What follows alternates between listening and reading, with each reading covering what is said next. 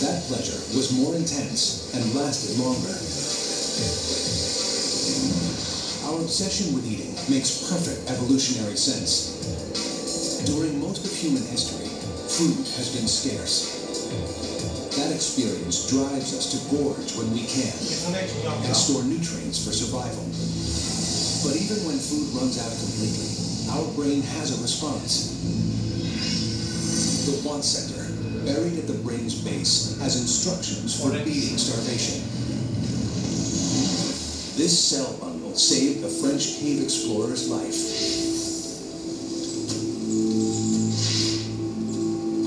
He expected a one-day adventure underground. It became the greatest challenge he ever endured.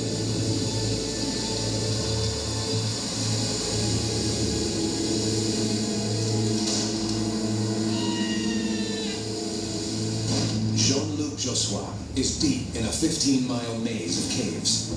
He has no way out and no food. He has no idea how to cope with this nightmare. But the unconscious part of his brain unlocks a survival mechanism, changing the way his body works, letting him do what no machine can: run on empty. This brilliant strategy may hold the key to a longer life for all of us.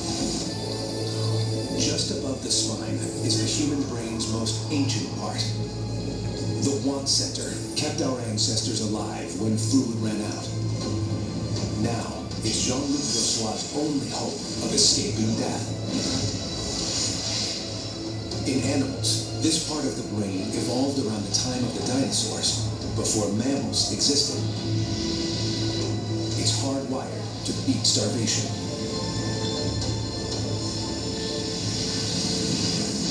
For 3 days, Jean-Luc has been trapped underground. He hasn't had a morsel to eat. He doesn't know it, but his brain is changing how his body functions and how he behaves. There are a couple of different brain centers that regulate eating behavior as well as hunger. They're in different parts of the central part of the brain called the hypothalamus. And in that part of the brain, you're really driven to seek out food, to eat almost anything, to try to stop yourself from starving to death. To drive Jean-Luc's search for food, his brain first releases a hormone, orexin. Orexin comes in tiny doses, but it has a profound effect. This hormone makes us more alert, improves our muscle efficiency, making us better hunters. It even sharpens our problem-solving skills. For days, Jean-Luc scours the caves. He finds water, but nothing to eat. He starts to fear the worst. Even if, when I had a little hope, I thought obsessively what would happen over the last few days, or the last hours before dying. It was a big question. How I would die. Was it going to be cold or hunger? Or it was a question that I always had in my head. Sure that he's doomed, he records a message. But as hope fades, Jean-Luc's brain switches strategy to help him survive with no food. With his fuel stores depleted, his body becomes even more efficient. It makes him slow down. Now, his muscles use less energy. So do all his internal organs. New cells grow more slowly. Non-essentials, fingernails, toenails, hair, hardly grow at all. Jean-Luc is entering a survival state that evolved to keep starving animals alive until they could get to food. This enforced efficiency, which kicks in when we're at our limit, may have bigger implications. Some say it could help us all live longer. In a recent trial, researchers compared semi-starved rats to those fed a normal diet.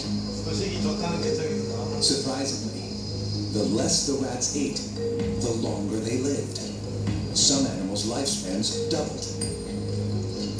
Based on these findings, some people drastically cut their food intake, hoping to live longer.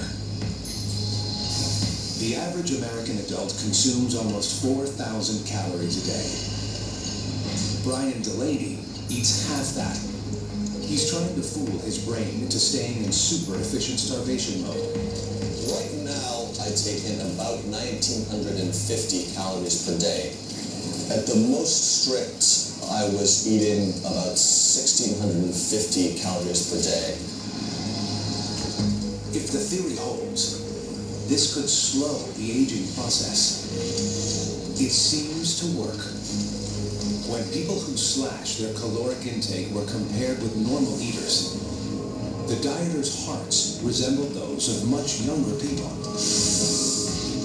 The heart is actually rejuvenated by 10 or 15 years. We know that calorie restriction does slow aging and in some respects even reverse it in humans. Reducing food intake may help people like Brian live longer. Right now, a starved brain is keeping Jean-Luc Jossois alive. But he's gone 3 weeks without food, more than even his slowed metabolism can stand. Jean-Luc's brain adopts a final desperate plan. His brain orders Jean-Luc's body to eat itself. A hormone from his brain signals his liver, triggering the release of chemicals. These chemicals have already broken down body fat. Now they start ripping apart protein, Jean-Luc's muscles, a last-ditch source of energy. So a typical non-obese individual would have 130,000 to 160,000 calories stored as fat. Only about 54,000 calories stored in muscle.